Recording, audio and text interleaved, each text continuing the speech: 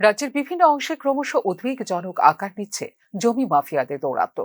এক শ্রেণীর অসাধু ব্যক্তিরা কানে কানে কৃষি জমি অবৈধভাবে বাস্তু জমিতে রূপান্তর করে চলেছেন পরিকল্পিতভাবে। এবার এরকম একটি ঘটনা সামনে এলো বরজলা বৈরাগী টিলা এলাকায়। এর ফলে শুধু উর্বর কৃষি জমি নয়, বিপন্ন হয়ে পড়ছে এলাকার কৃষকদের জীবিকা। দীর্ঘদিন ধরে যেসব জমিতে ধান, সবজি ও অন্যান্য ফসল চাষ করে কৃষকরা পরিবার প্রতিপালন করে আসছেন, সেগুলোকেই নিশানা করা হচ্ছে বলে অভিযোগ করেছেন কৃষকরা। একবার এই জমিগুলি বাস্তু হিসেবে চিহ্নিত হয়ে গেলে কৃষিকাজ কার্যত অসম্ভব হয়ে পড়বে ভবিষ্যতে। আমাদের কিছু জায়গা জমি আছে ৩ ক্যানির মতন। হ্যাঁ, তার মধ্যে এখানে বাস্তু করার লাগে আরেকজন রেডি হয়ে রয়েছে বাস্তু করতে। এখানে যদি বাস্তু হয় তাহলে তো আমরা কৃষি করতে পারতাম না এবং আমাদের বিরাট সমস্যা হয়ে যাবে গিয়া। তার লেগে আমরা এখন মন্ত্রীর কাছে আবেদন করতেছি যে এই মাটি ফালানি যাতে বন্ধ হয়। ৩-৪খানে আমরা কাগজপত্র দিয়েছি, ডিএম অফিসে, ডিসিএম অফিসে,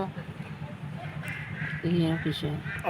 তারা একবার করাটা তো ঠিক না, আরেকবার করতে পারে, এই ধরনের উক্তি দিতে আছে তারা। মানে আমরা তো জল টল আটকে যাবে, জল যাইতেই পারতো না। নদী আছে একটা সামনে, নদীতেও যাওয়া যেত না, যার ফলে সব কিছু বন্ধ হয়ে যাবে।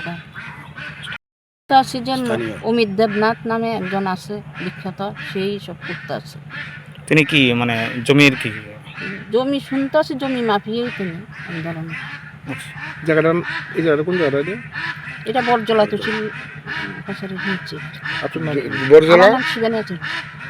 সবচেয়ে উদ্বেগের বিষয়, কৃষকদের পক্ষ থেকে একাধিকবার ডিসিএম এমনকি জেলা শাসকের কাছে লিখিত অভিযোগ ও আবেদন জানানো হলেও এখনো পর্যন্ত কোনো প্রশাসনিক হস্তক্ষেপ নেই বলে জানিয়েছেন সংশ্লিষ্ট কৃষকরা। প্রশাসনের এই নীরবতা জমি মাফিয়াদের আরো উৎসাহিত করছে বলে অভিযোগ স্থানীয়দের। কিরকম? ওই তো আমরা জল জমে যাবো, কোনো কৃষি করা যেত না। আমাদের এখানে তো সবসময় আগে ধান করা হইতো, এই জমিতে প্রচুর ধান চাষ করা হইতো। এখানে 5-6 গানের মতন আছে। তো যারা করতেছে তারা কি আগে কৃষি করতো? আগে কৃষি করতো। এখন কি করতে লাগে চেষ্টা করতেছে? এখন তো তারা বেচা বিক্রি করানোর লেগে খুব চেষ্টা করতেছে, যার ফলে কৃষিকাজ বন্ধ হয়ে যাবে গিয়া।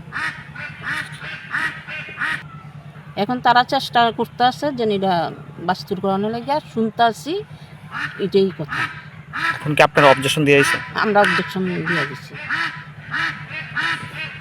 তাদের কাছে অতটুকু আবেদন যাতে বন্ধ হয়, আমরা যাতে কৃষি কাজ ঠিকমতো করতে পারি, এটাই আমাদের আবেদন। কার কাছে? ওই তো মাননীয় কৃষিমন্ত্রী। বিশ্লেষকদের মতে, কৃষি জমিকে বাস্তু জমিতে রূপান্তরের এই প্রবণতা যদি এখনই রোধ না করা হয়, তাহলে ভবিষ্যতে আরও ত্বরান্বিত হবে পরিকল্পনাহীন নগরায়ন।